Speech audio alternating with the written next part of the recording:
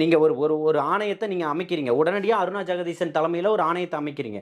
ஏன் அவசரமாக அமுதா ஐஏஎஸ் அவர்கள் ஒரு காணொலியை வெளியிடணும்? இதற்கான தேவை என்ன இருக்குது? இப்போ இன்னைக்கு நீதிமன்றத்தில் சொல்லியிருக்கீங்க, அருணா ஜெகதீசன் அவர்களுடைய விசாரணை முடிஞ்சிருச்சு, அறிக்கையை தான் தாக்கல் செய்யணும்னு.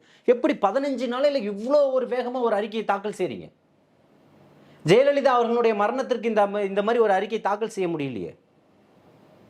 ஜெயலலிதா மரணம் அடைந்த போது அப்ப அதிமுக ஆட்சி தானே சார் நடந்துட்டு இருந்தது. 4.5 ஆண்டுகள் யார் ஆட்சி நடக்குது?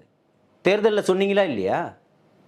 இந்த அம்மையார் இதுக்கு இந்த மரணத்திற்கு என்னதான் எதிர்க்கட்சி தலைவராக இருந்தாலும் ஒரு சிறந்த ஆளுமையான இருந்தவர், அதை ஒருபோதும் ஏற்றுக்க முடியாது.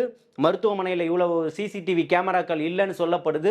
ஆனால் நம்ம ஆட்சிக்கு வந்தவொன்னே அந்த விசாரணையை சீக்கிரமாக வெளியில் கொண்டு வருவோம்னு சொன்னீங்களா இல்லையா? உண்மையை வெளியில் கொண்டு வருவோம்னு சொன்னீங்களா இல்லையா?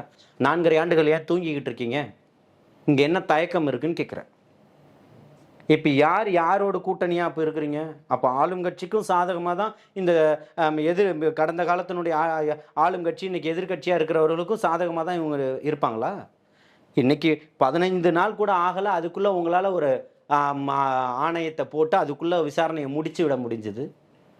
ஒட்டுமொத்த மக்களும் இன்னைக்கு இதை தான் சொல்கிறீங்க. உங்களுக்கு உங்களுடைய செய்தி தொடர்பாளர்கள் போல பேசிக்கிட்டு இருக்கக்கூடிய பத்திரிகையாளர் செந்தில்வேல் சொல்கிறார், உடனே வந்துடும், ஆணையத்தினுடைய பதில் வந்துடும், விஜய் தான் குற்றவாளி, தேர்தல் தேதி அறிவிச்சிருவாங்க. இதெல்லாம் புரியவே மாட்டேன்து. கேரு செட்டிங்கான்னு கேட்பார்ல, அந்த மாதிரிலாம் இருக்குது. ஒட்டுமொத்த